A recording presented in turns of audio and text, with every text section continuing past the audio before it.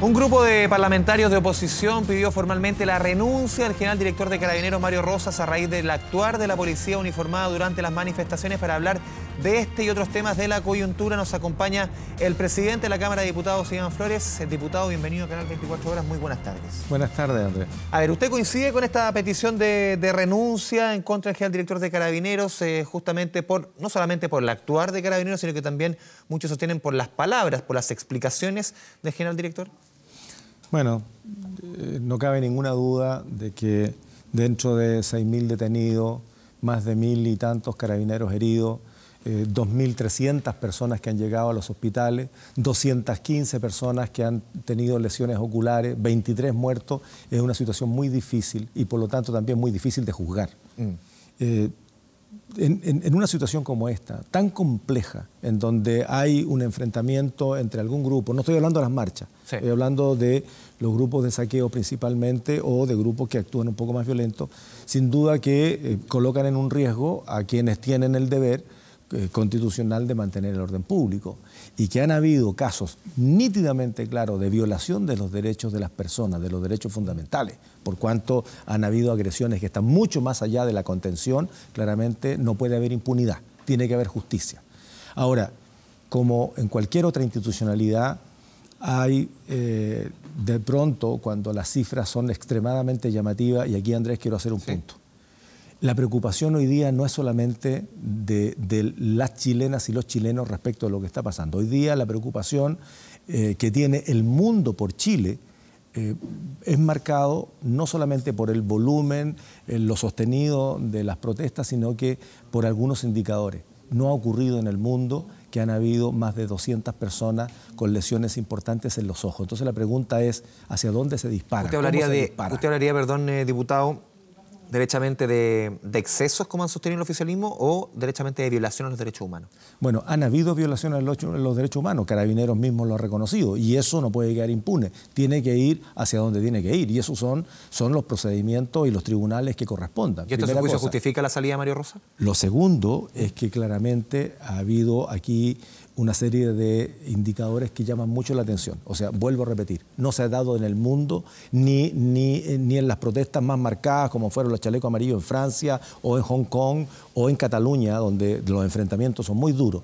Entonces, la pregunta es si nuestra policía efectivamente está en condiciones de prever y de contener un disturbio o un desorden social o un problema de convivencia masivo. Y parece que no. Parece que el esfuerzo que hacen finalmente termina en la aplicación de una fuerza que es en buena medida desmedida. No ha habido en ningún conflicto, cuando uno revisa los antecedentes, ningún conflicto donde terminen casi 220 personas con lesiones en los ojos productos de perdigones. Recojo su palabra, perdón, diputado, que usted justificaría la petición de salida del general director. Yo creo que siempre tienen que haber responsables políticos, aunque no sean causantes directos del problema. Hoy día hay un cuestionamiento a Carabineros, independientemente que están haciendo un esfuerzo por mantener la paz y el orden, pero hay un problema de derechos humanos y hay un problema de lesionados que va mucho más allá de lo que ocurre en el mundo. Por lo tanto, cualquier persona que conduzca una institución de pronto tiene que asumir también responsabilidades políticas. Porque yo revisaba información del presidente de su partido, Fuad Chahín, quien sostenía que quizás, aparte de tomar en consideración justamente lo que usted menciona, él decía, no es el momento de hablar, en este momento de la coyuntura del país, no es el momento de hablar de una salida de general director. ¿Es una cuestión de momentos o a su juicio derechamente tiene que investigarse ahora? Y si hay que tomarse ahora la decisión, se debería tomar. Bueno, yo creo que el momento que el país vive es extremadamente delicado. Y por la misma razón, las decisiones que se tomen tienen que ser muy cautelosas y muy prudentes. En lo personal creo que no pueden seguir habiendo violaciones de los derechos humanos. Ojo, ¿qué tipo de violaciones? Agresiones sexuales, torturas, ¿te fijas? Ese tipo de cosas no pueden seguir ocurriendo independientemente de cuál haya sido el problema que ocurre en la calle. No pueden seguir ocurriendo y tienen que ser castigadas. Pero hay otras cuestiones que preocupan. Por ejemplo, la discusión hoy día de si el balín es puramente de goma o tiene otras asociaciones. Hay ambigüedad en eso. Y la pregunta es hacia dónde se dispara, porque es muy curioso que haya una cantidad tan alta, una proporción tan alta de lesionados. ¿Ha faltado transparencia aparte de Carabineros? En la cabeza. Yo creo que lo que está faltando claramente es una preparación en términos de cómo las policías pueden contener un desorden social de tamaño no antes visto en mucho tiempo en nuestro país. Claramente claramente no están en las mismas condiciones que tienen otros países donde este tipo de resultado no se da.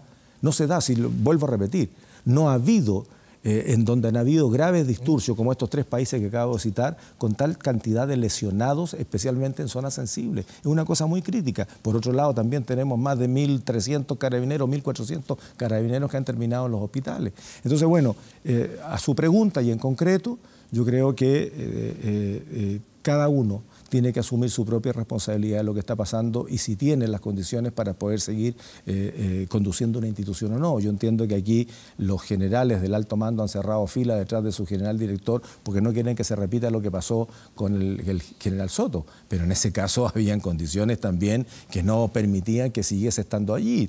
Muchos de nosotros pedimos la salida del general Soto porque hubo un fraude a la confianza ciudadana. En este caso, lo que hay es el resultado de estos enfrentamientos que se están produciendo. Hay ciudadanía que los apoya, por cuanto Carabinero hoy día el que está frenando los saqueos, el que está frenando los incendios y ese tipo de circunstancias. Pero entre medio queda mucha gente inocente y es ahí donde yo hago el punto. Carabineros tiene que diferenciar lo que es una contención de una marcha que de pronto se puede desbordar a través de algunas personas y claramente los actos delictuales, ¿no? Diputado, que son los saqueos, sí, que no tienen nada que ver con las marchas. Diputado Flores, quiero ir a otro punto. Hoy día tomó mayor fuerza, o las últimas horas, esta acusación constitucional en contra del presidente de la República, Sebastián Piñera, sustanciada sobre todo por parlamentarios del Frente Amplio. Usted como presidente de la Cámara, ¿cómo ve esta acusación? Porque de acuerdo, uno va recabando sencillamente por una cuestión de números, de aritmética, no va a dar en cuanto a los votos y va a ser una cuestión netamente testimonial. ¿Cómo usted como presidente de la Cámara afronta la acusación nada menos constitucional contra el presidente de la República? Bueno, a ver, las instituciones tienen procedimientos y atribuciones, y en este caso la acusación constitucional es perfectamente factible, mientras tanto haya más de 10 firmas y menos de 20. Sí. Con eso la acusación parte, ¿no? Luego hay todo un procedimiento que ya se está aplicando en el caso del exministro Chadwick, por lo tanto una acusación constitucional en contra del presidente de la República es perfectamente factible. Está el instrumento, los parlamentarios lo pueden aplicar, está allí, ¿no? Es parte de nuestra posibilidad y la obligación. La pregunta es si es oportuno o no. Yo, en lo personal... Se le decía porque los números no dan al final, ni cerca. Bueno, no crea, cuidado, no crea. Se pensó lo mismo con el ministro Chadwick, todavía no votamos, eso va a ocurrir el próximo 28, ¿no? Porque son... No, sobre todo apunto al Senado, más que a la Cámara. Bueno, como sea, yo respondo por la Cámara. Y la Cámara hoy día está dando señales súper claras de lo que necesitamos es salir del problema y que tienen que asumir responsabilidades los que tienen que asumir responsabilidad. En el caso del ministro del Interior, es a quien le compete el orden público y la seguridad del interior del país y por lo tanto, en su momento, él tiene que haber asumido la responsabilidad de no haberse dado cuenta. En el caso del presidente de la República voy a dar una opinión que es personal. Porque lo que dije antes lo digo como presidente de la Cámara. Así como existe el instrumento o la herramienta de la interpelación, también existe la de la acusación constitucional y por lo tanto si están las firmas de parlamentarios del sector político que sea, lo que tiene que hacer es darse la posibilidad del procedimiento. Serán los demás colegas los que en definitiva y en conciencia puedan resolver el problema. Ahora lo digo como parlamentario. Yo creo que si bien es cierto el presidente Piñera, y lo voy a decir con mucha claridad, no ha estado al tono de lo que debió haberse hecho, porque siempre las respuestas han llegado tardía y eso ha permitido que este conflicto escale. Si la respuesta del 20% de la pensión básica solidaria o el 20% del Fondo Previsional Solidario se hubiese dado hace 3 semanas atrás, es posible que haya habido aplauso y conformidad. Cuando se dice que el salario mínimo va a subir de 301 a 350, es posible que hace 3 semanas, pero llegamos tarde. Perdón, la propuesta del Pilar Solidario viene de antes del estallido social. 10%.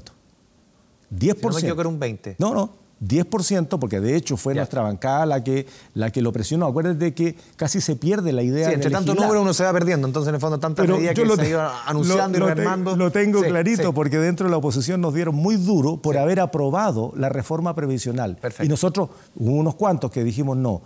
Ya pasó el 2016 cuando se le negó la segunda patita de la reforma previsional, acuérdate que la anterior fue el 2008, pasaron 8 años cuando la presidenta Bachelet, casi al final de su gobierno, parte con una reforma previsional y no alcanzó, no tuvo la fuerza. Vino este gobierno, pasó un año y el segundo año parte con una reforma. Si la hubiésemos rechazado en la idea de legislar, habrían pasado no un año, como dice la ley, si es rechazado en primer trámite constitucional el proyecto, sino que se muere hasta el siguiente gobierno. Nosotros dijimos, no podemos nosotros hoy día detener la reforma previsional sencillamente porque no nos gusta. Aprobemos la idea de legislar y mejorémosla en el camino.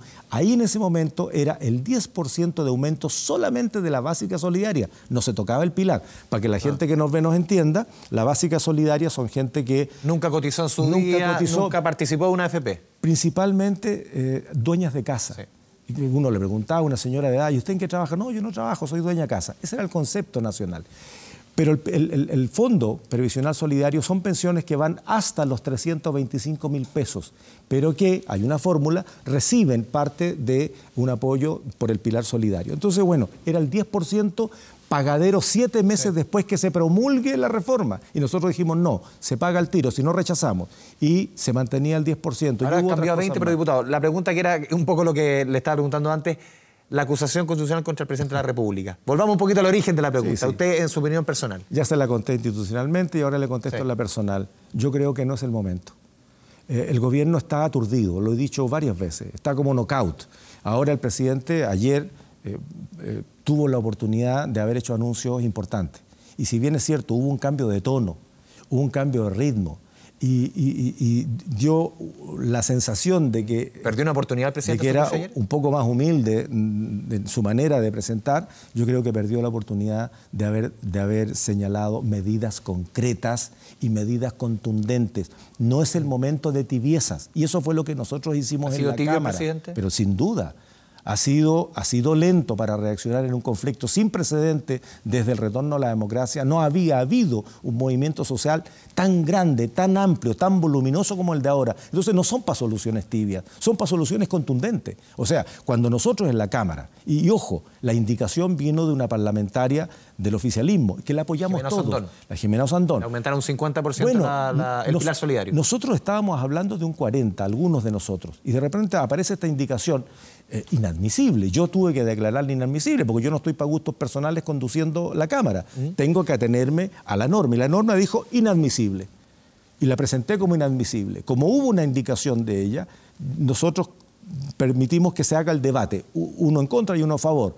Y en el debate, como se defiende, llamé a votar. Y esa votación de admisibilidad fue mayoritaria. Y una vez que está declarada admisible por la sala, aunque sea inconstitucional, es la señal política. Y cuando se vota la indicación, ¿sabe cuál fue el resultado? 125. Exactamente. A favor. 125 a favor, 0 en contra y una abstención. O al revés, una abstención y 0 en contra. O sea, todos los sectores políticos dijimos, este no es el momento para tibieza. Este es el momento para decir, necesitamos 600 millones de dólares para poder subir, perdón, 1.000 millones de dólares para poder subir a el 50% de las pensiones. Pero el ministro Briones hoy día ya dijo, a ver, no es un asunto de tacañería, pero también es un asunto de responsabilidad, pero también abrió la puerta, y lo dijo el presidente ayer, porque dentro de todo el presidente hizo anuncios ayer, en el sentido de que este 20% se va a ir más allá. Sí, pero eso queda en el limbo. O sea, cuando estamos en este momento discutiendo la reforma previsional, ¿cierto? Vamos allá a entrar en tierra derecha en eso. Cuando te está cerrando la discusión de la ley de presupuesto, cuando ya está en la Comisión de Trabajo la discusión sobre el salario mínimo, no es el momento para ambigüedad y para dejarlo para el futuro. Las respuestas son Pero también ahora. Los parlamentarios, y en esto deme también, el presidente de la Cámara de Diputados se demoraron 28 días o 27 días en llegar a un acuerdo por el tema constitucional, llegar y sentarse en una mesa con el país, con la complicación. No, Andrés, estás equivocado. No, pero llegar a un acuerdo. Pueden estar negociando mucho rato, pero se demoraron harto en sentarse y mirarse la cara. No, cuidado con esto. Yo si me disculpa... Ya, perfecto, es su visión, usted presidente de la Cámara. Voy a retrucar. Y voy a retrucar porque cuando nosotros empezamos a percibir que el asunto constitucional y que estaba, cuando uno revisaba encuestas, percepciones y lo demás, estaba como en el lugar número 15, número 20. Primero era pensiones, salud, sueldo, seguridad y una serie de otras cosas. De pronto empezó a tomar fuerza lo de la necesidad de modificar la Constitución. Pero fueron los alcaldes los que recogieron el guante primero y como no, señor, fuerza. Te lo vuelvo a retrucar.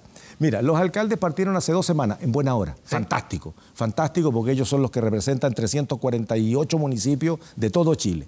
Pero nosotros, una semana antes y tal vez una semana y media antes, junto con el presidente del Senado, convocamos a los 2 presidentes de la Comisión de Constitución y dijimos, partimos. Aquí no hay claridad respecto de si se va a hacer un proceso constituyente. Pero no se logró la unidad que sí lograron los alcaldes. Esa me la da. Pero, sí, perfecto. Pero es que la unidad viene después, porque la decisión fue política y fue nuestra. Cuando convocamos a las 2 comisiones de Constitución que tienen la tarea, acordamos con el Senado y la Cámara decir, ok, tenemos 7 proyectos en la Cámara de Diputados, los fusionamos hace 3 semanas. Hicimos una sesión especial, se fusionaron los 7 proyectos y le dijimos a la comisión, parta, porque después va a pasar al Senado. Y eso hace 3 semanas que estamos trabajando ya en definir un procedimiento que al final, cuando estaba por salir de la comisión, lo que se hizo fue esta búsqueda, ya para poder ahorrarnos mucho camino, una búsqueda de sesionar en conjunto. Y eso fue lo que ocurrió la semana pasada con las presidencias de los partidos políticos. Y allí ocurre este acuerdo. Pero fue como consecuencia de la última etapa que teníamos nosotros en la Cámara. Por lo tanto, fuimos los primeros en partir. Y yo personalmente le dije al presidente Piñera, en la reunión del COSENA, por cierto, harto fallida la cosa porque no tenía por dónde para hacer una reunión que permitiera tener algún tipo o atisbo de solución al conflicto. Le dije, presidente, súbase a la nueva Constitución. Va a ser no solamente bien recibido, es lo que el país está esperando, porque finalmente, aunque tengamos la atribución nosotros en el Parlamento de avanzar en esto, porque podemos hacerlo, necesitamos la participación del gobierno. Y el presidente no lo tomó 2 semanas tarde. O sea, 2 semanas más tarde, en buena hora, en todo caso, en buena hora.